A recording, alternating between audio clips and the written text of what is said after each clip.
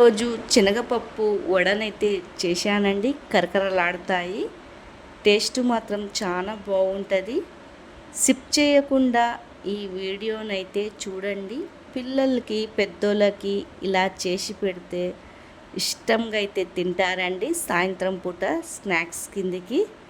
ఇది నేను ఎలా చేశానంటే ఫస్ట్ ఒక గిన్నె తీసుకున్నానండి. దాంట్లో 2 కప్పులు శనగపప్పు అయితే తీసుకున్నాను. మరి ఒక కప్పు మినప్పప్పు అయితే వేసానండి. వేసాక ఇది ఒకసారి మంచిగా వాష్ అయితే చేసుకున్నాను. పప్పుని వాష్ చేసుకున్నాక తర్వాత ఒక 2 గంటల సేపు మరి నానబెట్టుకున్నానండి పప్పుని. తర్వాత మిక్సీ అయితే పట్టేసుకుంటున్నాను. కొద్దిగా శనగపప్పు తీసి పక్కకైతే పెట్టేశాను. ఇది మెత్తగా అయితే గ్రైండ్ అయితే చేసుకొని పెట్టుకున్నాను. దాంట్లో చిన్నగా అల్లం ముక్కలు, పచ్చిమిర్చి, ఆనియన్, కలేమాకు, కొత్తిమీర సన్నగా అయితే తరుక్కున్నాను. ఇవంతా దీంట్లో అయితే వేసేసుకుంటున్నాను. వేసేసుకున్నాక మనకు టేస్ట్కి సరిపోయేంత ఉప్పు వేసుకుంటున్నాను. ఒక చెంచాడు జీలకర్ర కూడా వేసేసుకుంటున్నాను.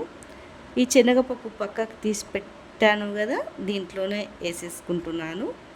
ఇవంతా మొత్తము మంచిగా మిక్స్ అయితే చేసేసుకుంటున్నాను. ఇదంతా మిక్స్ చేసుకొని ఒక 5 నిమిషాలు అయితే పక్కకైతే పెట్టేసుకుంటాను. అప్పుడు వడలు అనేది మంచిగా వస్తుంది, నానిపోతుంది.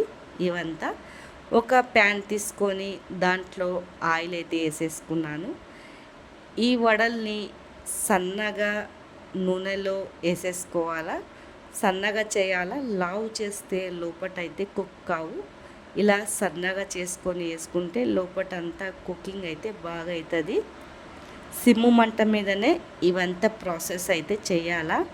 మంట హై పెడితే తొందరగా లోపట కుక్ కావు, పైన అంతా మాడిపోతుంది. అందుకే సిమ్ము మంట మీదనే ఇది ఒక్కొక్కటి ఇలా తిప్పుకుంటా కుక్ చేసుకోవాలా. చూడండి, అప్పటికప్పుడు మనము వడ వేయంగానే తిప్పొద్దు. కొద్దిసేపు అయ్యాకనే తిప్పాలా, ఇరిగిపోకుండా ఉంటాయి.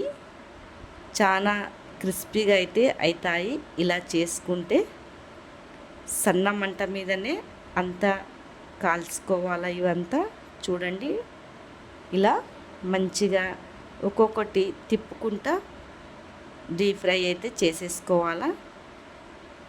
ఇదంతా మంచిగా ఇలా ఈ కలర్లో వచ్చేసాక పక్కకైతే తీసేస్తున్నాను. చూడండి, ఇలా అయిపోయింది. క్రిస్పీగా అయితే అయ్యిందండి. చూడండి, మంచిగా అయితే కుక్ అయిపోయాయి. ఇలా అంతా అయితే తీసేసుకుంటున్నాను పక్కకి. మరొకసారి ఇలానే వేస్తున్నానండి, చూపిస్తున్నాను. ఇలా మరొకసారి సన్నగా అయితే వేసేస్తున్నాను.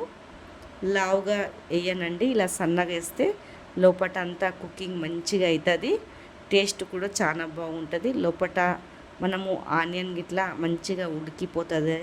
ఇవంతా ఇలా సన్నగా అయితే వేసేసుకున్నాను. ఇది కూడా సేమ్ అట్లానే సిమ్ము మంట మీదనే మొత్తం డీప్ ఫ్రై అయితే చేసేసుకోవాలా. చూడండి, ఇలా అంతా పక్కకి డీప్ ఫ్రై చేసేసుకొని మంచిగా సిమ్ము మంట మీద. ఇది చాయ్ ఎంబడైనా చాలా బాగుంటుంది. చిన్నప్పుడైతే మేము తెచ్చుకొని చాయ్ ఎంబడైతే తింటుండే, చాలా మంచిగా ఉంటుండే. మాకు అయితే చాలా ఇష్టం ఈ మినపప్పు వడలంటే. మీకు నచ్చినట్లయితే లైక్, కామెంట్ చేసి షేర్ అయితే చేయండి.